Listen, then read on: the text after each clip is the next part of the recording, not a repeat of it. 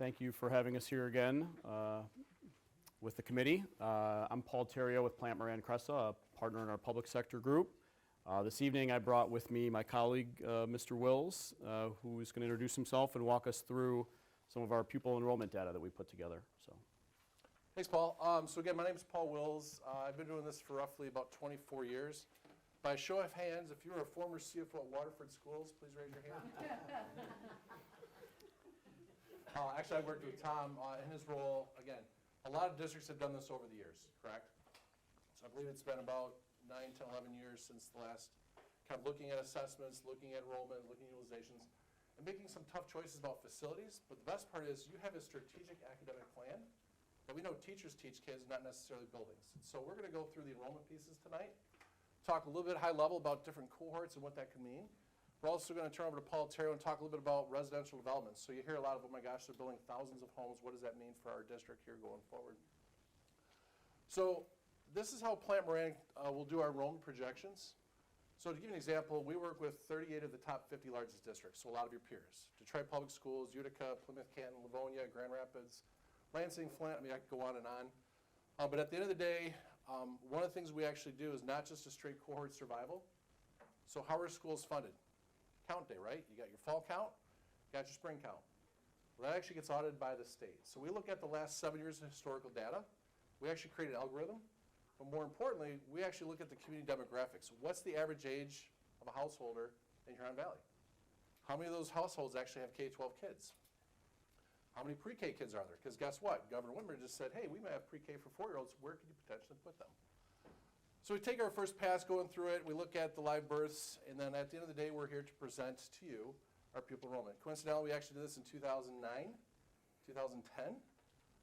You were actually over 10,200 kids at that time. So you kind of look where you're at today. And again, this is just one of those things that as you go through it every 5, 7, 10 years, it's just best practices to do this research going forward. All right, so this chart goes back to 1990. As districts, it is very easy to grow. It's very exciting. Let's build a new elementary school. Let's put an addition on the middle school. Let's build a second or third high school. It's very hard to contract. So my son is 23. He was born in 2000. That was the last time Oakland County actually had an increase in live birth. So to give you an idea, back in 1990, there's 2.2 million kids in the state of Michigan. There's now 1.5. So 700,000 kids. They didn't move. They just weren't born. So if you kind of look at your current configuration here, you can start to see like the county births went from 16,000 to 14,000. Well, guess what? Even after the Great Recession, kind of flat out right around 13,000. You can see the impact of COVID actually dropped below 12,300. That's the lowest the birth rate Oakland County's been since 1942. I'm not going to ask by a show of hands who was born in 1957. But that was the height of the baby boomers. So guess what? A lot of your schools built in the 50s, 60s, 70s, 80s, et cetera.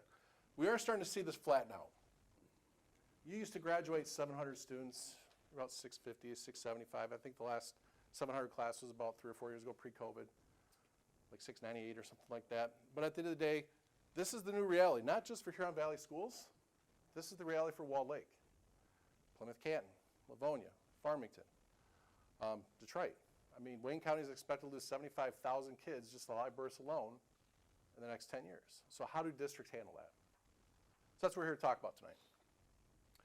So this really kind of goes back. So this right here is all your historical data. We do not make this up. This is provided to us by your Office of Pupil Accounting. This is your $9,600, $9,700 per student if you go forward. The blue dot is just a trend line. It's a 3-year moving trend, if you will. And this is head count. And as a board member, you're like, okay, we got FTE, which is your full-time equivalency. This is butts and seats because we are looking at utilization. Good thing is you're not in a financial situation where you're just like, oh my gosh, I have to go find a savings of $20 million. That was Walled Lake in 2012. The state took $470 from every single student in the state of Michigan. They also lost their 20J district funding. Guess what? They were $20.2 million in the hole when Ken Gutman walked in the door as superintendent. A little different situation here. This is strong fund balance, great programming, destination district. How do we best utilize our facilities? For every square foot that you spend that's underutilized, it's $8 to $10 a foot to heat it, cool it, maintain it. Where'd John go? Okay. He's back. Oh, there it is. Okay. He will tell you, cutting grass, plowing snow, insuring it, testing it, gas, electric. I mean, it just adds up. So again, you can kind of look at your facilities and say, what is our best utilization? What's our cohorts going forward? So any questions on historical live births, kind of overall enrollment? Okay, we'll save questions towards the end. Same look, we do it by all students. So in blue, this is your total student population, again, head count. We also look at the orange, which is your resident only. So Huron Valley is a school of choice. Is everyone familiar with school of choice? Neighboring districts, et cetera, are allowed to come in. You guys are typically about 50-50. So you're donating, you're receiving. So at the end of the day, this is the new reality kind of looking forward. So about 8,000 kids going to about 7,800 in the next 5 years. Another way to look at it, oh my gosh, Mr. Wills, what happened? Well, this is COVID. People stayed at home. They were online. Here's the best news. You guys bounced back. You guys created online programming. You guys are actually able to level off and bounce back to where you were in the same trend models going forward. Some districts are now not able to react that fast. So one of the things we look at is this orange right here, these diamonds. That's your K-5 programming currently. So if you say academically, our target is to have 425 kids, so that's 3 or 4 sections per grade, K through 5. You should have 8 elementary schools. How many elementary schools do you have now? 8. Now, are they nice little pockets of 450? No, but at the end of the day, utilization-wise, you're actually above the 85% utilization where the state would want you to be from that perspective. How do you use that space? That overlaps with your programming that we just heard about previously. Jumping down to the middle schools, so back in 2016, the district actually took a 4th middle school offline. The consideration is if you have roughly 800 to 1,000 students, you should have roughly 2 middle schools. Again, if you keep a 6-8 cohort going forward. Lastly, at the high school, you see the drop on the turquoise 3,100 back in 2016. You're about 2,500. So obviously there is some room at the high school, but you're not in a position where you have to make a decision, do we close a high school or not, like a Birmingham, or Bloomfield, or a Farmington. I know we were talking earlier about Farmington. We have a graduate of Harrison. And again, that was something that they recognized, and it took a 5 to 6 year plan to really implement it. So what we're saying tonight is utilization's good. A lot of opportunities at that middle school and high school. Again, understanding your programs and some of your academics going forward. This chart, I'm glad you have your handouts because it is a little bit of an eye chart. So again, what this is showing is your K-5 cohorts, again, going out to 2027, 28. People ask Mr. Wills, Mr. Terrell, how come you can't project out past that? Well, those kids haven't been born yet. But I will tell you, the trend is not 16,000 live births in Oakland County. Your reality is probably 12,500 to 13,000 for the next 5 to 10 years. And coincidentally, you always capture about 3.85 to 4.15% of those live births. So you go from 16,000 live births to 13,000 live births. We'll talk about housing development and things of that nature. That's really what we're looking at going forward. Yeah, and just a reminder too, again, this is head count, not FTE, right? Correct. FTE is usually used for budgeting, head count's usually used for utilization and trying to understand your facilities and your footprint and things like that. So those numbers can vary pretty drastically. Absolutely. Same thing with 6-8, again, the blue, and then obviously your high school's kind of going forward. So this data here is really more just put in the same format. But you may ask, Mr. Wills, Mr. Terrell, what if we go pre-K 3, 4 through 6, 7, 9, 10, 12? We could actually run those different scenarios. So we'll talk a little bit about maybe some of our recommendations of, as a committee, what you should look at from a utilization standpoint based on your programming. All right, now we get into the fun stuff. This is heat maps. So again, we don't know the names, so again, anonymity is, is everything. But we basically put the addresses and said, okay, here's the Apollo Early Childhood Center. You can kind of see where those students that are currently at. We actually have the ability to start looking at 0-year-olds, 1-year-olds, 2-year-olds, 3-year-olds. What do those percentages look like? Again, that's your current situation. So if you say, should we have a centralized pre-K? Should we have decentralized and put them in quadrants like Plymouth Canton recently did with their team? Do you want to build a north and a south like some districts are looking at doing, or east and west like Bloomfield? So early childhood is going to be really interesting because at the end of the day, like this is across every district. It's like, what do we want to do with these 4-year-olds? Because you heard about early education, right? It's going to be state funded. Awesome. Like, how do you get these kids in early? Same concept. Again, we're not going to look at the dots, but you can see the K-5 in red, 6-8 in middle school in the green, and then the 9-12s. At the end of the day, you can just see you've got a really good spread of demographics. You're a large district going forward. Break it down even further, look at your 8 elementary schools, looking at the concentration of that going forward. Same exercise at the middle schools. So again, you've got 8 middle schools. Your feeder pattern is to 8 elementaries into 3 middle schools. And then lastly, at the high schools, you got 3 middle schools really kind of splitting into 2. So that's some of that, there's that cohort realignment when you start looking at utilization. Where are those opportunities to really have that kid or that student or scholar really understand what their path is going forward? I think it's. Yeah, I was just going to point out, it's obviously it's a unique geography, right? You've got Big island in the middle. Highland Rec, you have the Proving Grounds, you have Proud Lake, you got Kensington, so there's obviously some undeveloped or undevelopable. It was just approved for 20,000 square units. It's miles. okay. No. So some of the key takeaways, you've gone through this process. So as a district, it's probably been 10 years. Some districts, they actually go through every 3 to 5 years because that's how fast they're dropping. So the good news is you are a destination district. We see that K through 5 kind of leveling off at 35, 36, 3,700, even with the developments of lots of houses, and Mr. Terry will talk about that here shortly. We do show a projection drop of roughly 200 for the next 5 years. Is it 250? Is it 350? Is it 175? Again, that's why it's best practice to do a year by year. I feel really bad for the school boards because guess what? Every year you have to come up with a balanced budget. It's based on your fall count and spring count and what's your funding balance going to be for this year. So that's kind of the challenges. So at the end of the day, you got the 8 elementaries, the 3 middle schools, and as I mentioned, your current middle schools can hold up to 2,800 students. You got 1,800. So that might be an opportunity to look at how do you look at those facilities, what programs are in those, how do you expand, contract, et cetera. And lastly, at the high school level, you have the 2 current high schools. Do you look at kind of keeping the same but reconfiguring space? So we worked with a school district that had extra space. They literally just chopped a wing off a building. And the utilization went from 62% to 83% because they took off 15 classes. Full disclosure, Walled Lake Western, anyone know well? They actually went from 72 teaching stations down to 58 as part of their bond. So actually downsized the building to help increase the utilization. Those are some of the things as you go into that next phase, or what are our districts doing, and what are our options going forward. And then lastly, support buildings. A lot of districts, if you've been watching Grosse Pointe, they shut down a middle school, 2 elementaries, they sold central office, moved it to the north, they put special services in the south, they put a K program in one of the middle. So there's a lot of different options of what to do with facilities. We're working with Detroit Public Schools. They're looking at 20 buildings coming offline. Grand Rapids actually voted this morning about 12 to 15. A lot different conversation here in terms of, we know that your enrollment's going to steady and level off. I think you're in a phenomenal position from an enrollment standpoint, really take a good look at those programs and just, again, interlace it with the facilities because form does follow that function. So with that, I'm going to turn over to Mr. Terrio. Thank you, Mr. Wills. So one of the questions that comes up a lot is, can we build our way out of this?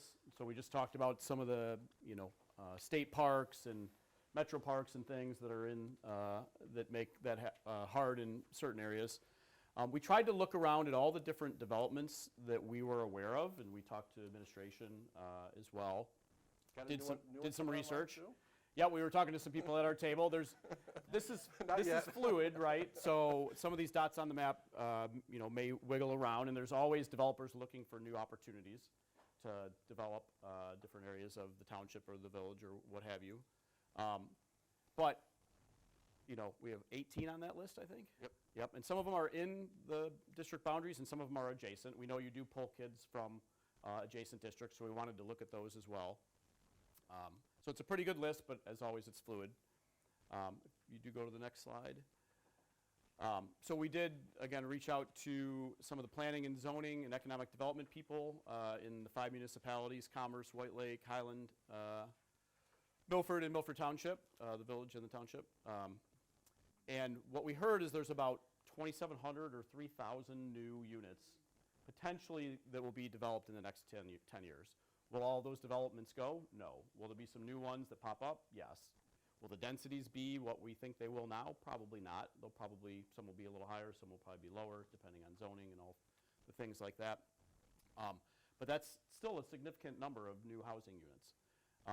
The unfortunate thing is the average, which everyone probably, I think we talked about maybe a little bit last time, but the average is only about 0.4 pre-K 12 students per unit, which seems low, but if you think about what Mr. Wills said with the baby boom when people had 4, 5, 7, 10, my dad's one of 13.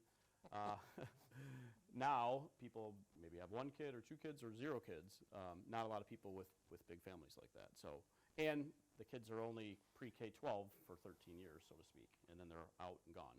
I have, 2 years ago, I had 3 students at Milford High School. Now I have 2. In 2 years, I'll have 0. So, time for me to move. Jeff will probably throw me out, but that's just the reality of it. So, if you go back again real quick, sorry. So, just to do the quick math, about 2,700 times 0.4 is about 1,150 potential students. If you divided it by 10 years, that's about 150 students a year.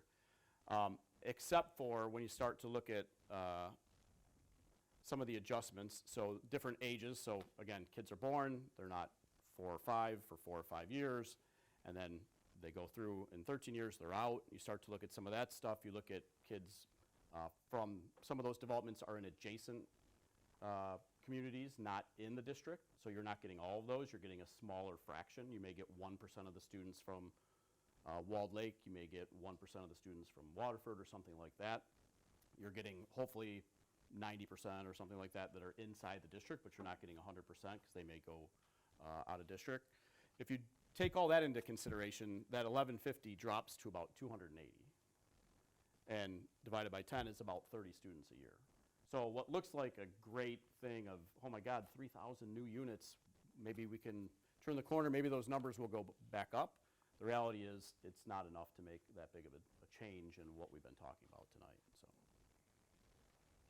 So, and then we do have a pretty big demographic report. We didn't want to throw a bunch of tables on here that you would need a microscope to read, but just some of the highlights from that. So, and we look at it really, the district boundary, which we draw street by street all the way around, compared to Oakland County, and then compared to the whole state of Michigan. So, and some of this is probably not breaking news, but it's worth recounting or talking through. So Huron Valley, when compared to the county, and Michigan is slightly more affluent. You can look at median home values, you can look at income, you can look at a lot of different things. But you can see up there the median home value is about 280 compared to 256 in Oakland County, compared to 165 in the state. Significantly less urban, shocker, from the map we just looked at, which is a great benefit that draws a lot of people to the area, all the parks and different recreation activities, right? We look at a little bit of white collar versus the county and the state again, so pretty comparable to the county, significantly higher than the state. A little bit less diverse ethnically than the state would be. And then a little bit older as well, so about 44 is the median population age compared to 41 for the county and 40 for the state. And then same thing for householders. And then share of its households that are occupied by families, so about 74% of the households in the district are families, which is significantly more. And then the last couple bullets are... This really is the key bullet, the last one. So Yeah.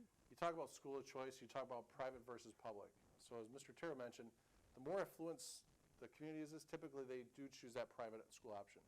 So I'll give you an example. We work with Grosse Pointe. They're at 23% private. Bloomfield is high as 27%. Novi is about 18%. You're actually at 8%, which means 92% are choosing public school option, which is awesome for Huron Valley. But at the end of the day, you can just see some of the peers. The state average is actually about 91%. So you're right in line with the state average. But the Oakland County average is actually a little bit higher just based on some of those others that we've talked about. So. Yep, and another variable is obviously with the economy, as it goes up and down, people go more private school, less private school. So there's a lot of different variables to consider. So what do you do with all this information? Yeah, so we talked about this a little bit. You know, we're really looking at a few different variables, right? Enrollment's a big one, which we talked about a lot tonight. Building utilization is something we've been working on, and we'll be talking about more at our next couple of meetings. And then budget and funding as well. So there's obviously opportunities out there. There's also needs at the existing facilities you have. So how do you balance the needs throughout the district with the funding sources available, whether it's a sinking fund or a bond fund, current or future, trying to make the best decisions you can with the dollars you have. And another big shocker, there's always more need than there is money to do, right? So how do you balance that out? So with that, that ends our presentation for the evening.